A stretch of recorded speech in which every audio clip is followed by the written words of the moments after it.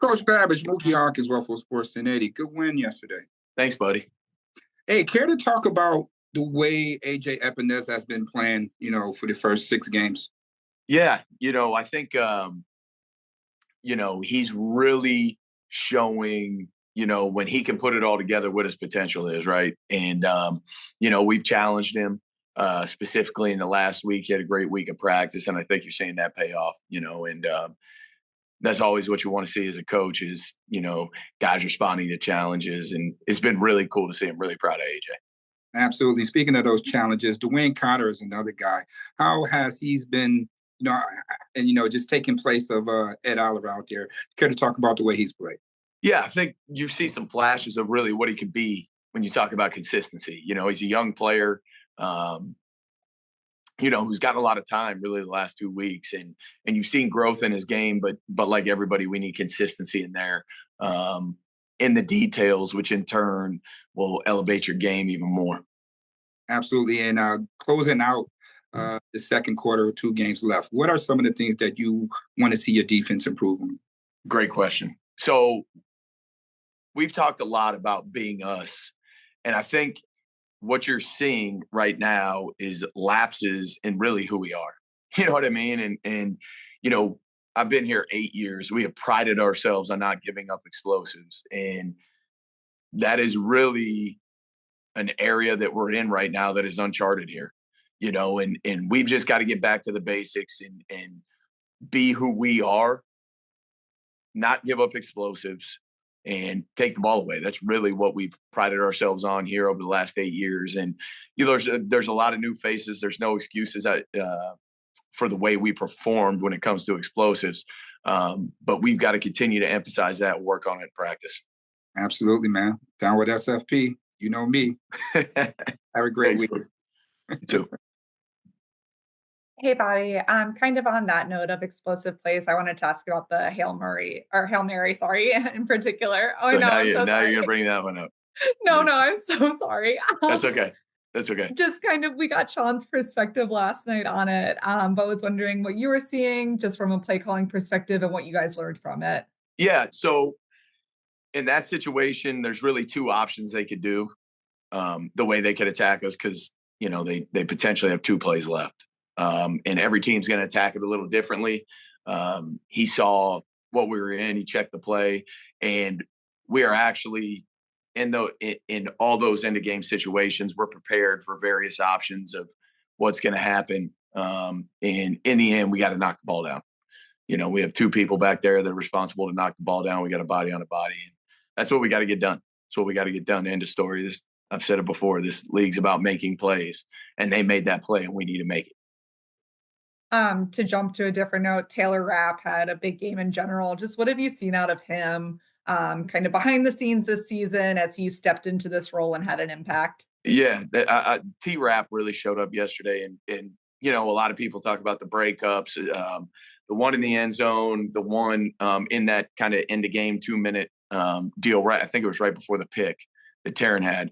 But really, to me, the run on 3rd and 2, he gets him down at the 4.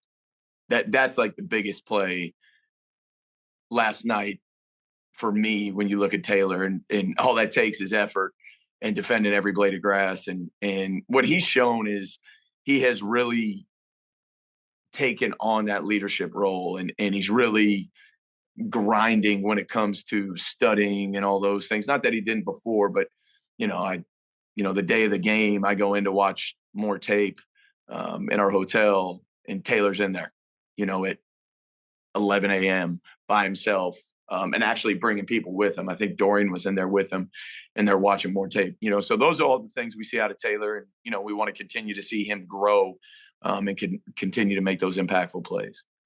A couple of players, and Sean included, had mentioned how with Taylor and Taron as well being back out there, just even during practice, the communication felt a little smoother. Did you sense that on the defense of just kind of easier communication with those guys back in the lineup?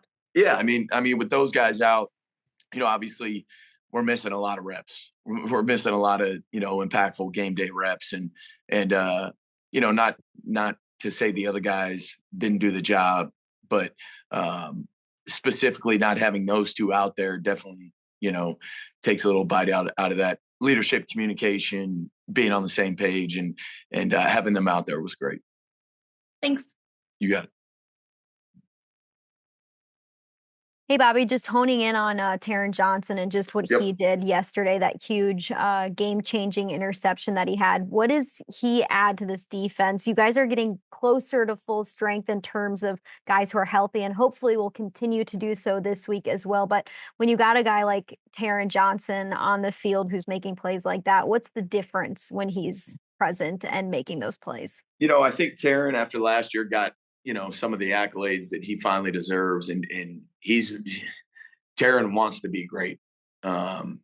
He wants to prove to everybody that, he is the best nickel. This is his, perspective that he is the best nickel on the planet Earth. And he goes about his business that way. He's very, I give him a hard time because he very rarely jokes around. He try to make a joke and he's not having it. So very serious about his job, about his performance, and really helping the team win. He wants to be a reason why we win. Thanks, Bobby. You got it.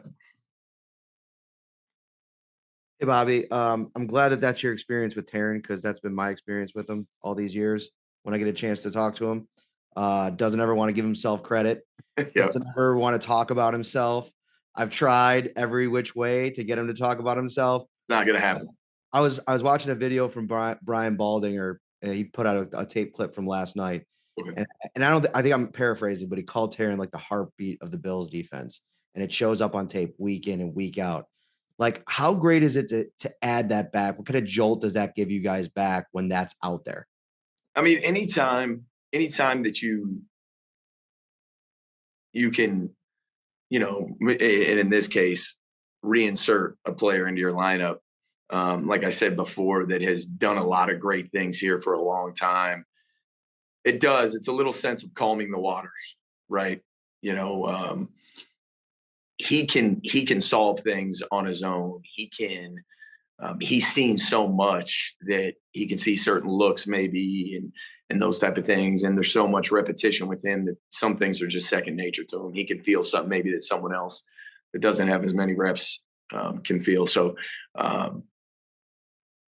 it's great having Taran back. He's been a mainstay of our defense for a long time, So it was great having him back. Obviously, Brandon goes out and trades for Amari today. You guys have Ed not playing, Vaughn not playing. What would you make of the defensive line inside and outside? And does it feel in a way with those two guys kind of in the mix to come back that could almost be like an additional kind of jolt for that group? Yeah, I mean, those are two really good players you're talking about.